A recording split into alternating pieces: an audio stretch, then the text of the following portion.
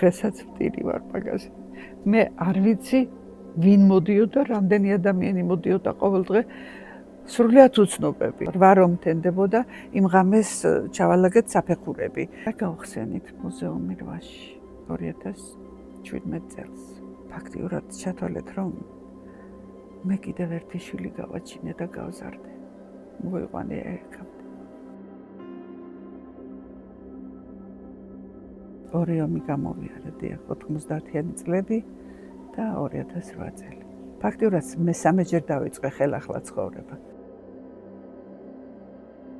მე გახლავართ ლია ჩლაჩიძე, 72 წლის აგვისტოს ომის მუზეუმის დამფუძნებელი. ცხოვრობ სოფელ ერგნეთში, საოკუპაციო ხაზიდან 200 მეტრის დაცილებით.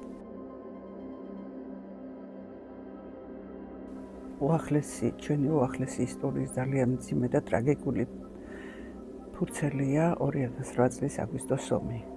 ჩემს თვალწინ გაიარა ომის ანატომიამ, ჩემს თვალწინ გაიარა მზადების პროცესმა, როგორ ემზადებოდნენ ოსები და რუსები დახმარებით საომარი მოქმედებებისათვის.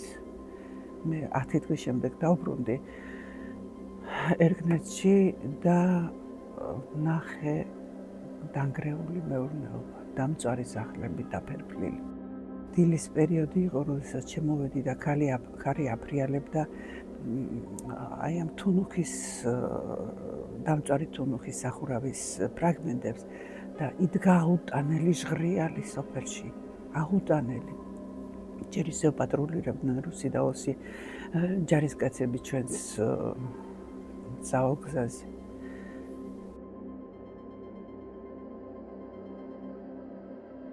დღესაც სამუზეუმო ექსპონატია ის ბოქლომი და ის გასაღებები, რომლითაც დავკეტე ჩემი სახლი და წავედი, რომ მოვედი დაფერფლილი და დამწვარი კედლები დახვდა. და ასე იყო მთელ სოფელში 160 სახლი დაიწვა. და იმის საშუალებასაც არ აძლევდნენ, რომ მიწისთვის მიებარებინათ და ღამეს მოხუცები იპარავდნენ ცხედრებს და საკუთარ ეზოებში უთხრიდნენ პატარა რაღაცა სამარეს და იქ ასაფლავებდნენ, რომ ნადის დაპირ უთხს არ გაეფუჭებინათ. ჩვენ დავრჩით მხოლოდ საერთაშორისო არასამთავრობო ორგანიზაციების ამარა. მათ მოქონდათ ფქვილი, მათ მოქონდათ პროდუქტები და მე ძალიან წყდება გული, რომ ამ ხელისუფლებამ ეს ჩვენი უბედურება ვერ დაინახა და ჩვენ ვინც ვიყავით დამოკიდებული ამ არასამთავრობო ორგანიზაციებზე და მე ვინც ჩვენ თვითონ შევქმნით აქ ადგილობრივი ადამიანების, ადგილობრივი მოსახლეობის ფსიქოსოციალური რეაბილიტაციისათვის ეს ადამიანებიც აგენტებად შეგურაცხა. ჩვენა ვართ აგენტები?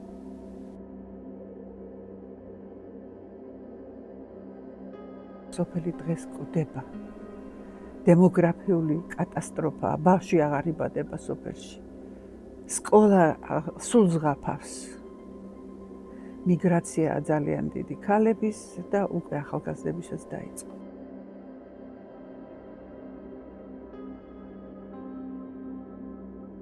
სასაზღვრო ზოლთან ცხოვრება ჩვენი გავს დენთის კასრთან ცხოვრებას. მე შინი ადამიანი ვარ და მე შინი აი შეიძლება დავინახო ავტომატით მოდის ადამიანი და არ შემეშინდეს, მაგრამ ფოთოლი ჩამოვარდეს ჩემს გვერდზე და გული გამისკდეს. ძალიან მძიმეა ეს ომგადატანილი ადამიანისთვის. მუზეუმი უფასოა, აქ არაფერს არ ვიღებ მე და ერთმა რიგითმა ადამიანმა მე მინდა ჩვენ შთამომავლობას შეუნახო, ნახონ იმ ბავშვებმა რა გადავიტანეთ, როგორი ესე იგი გაჭირვება გამოვიარეთ, რომ ეს მიწა როგორმე და ჩვენი აქაობა შეგვენარჩუნებინა.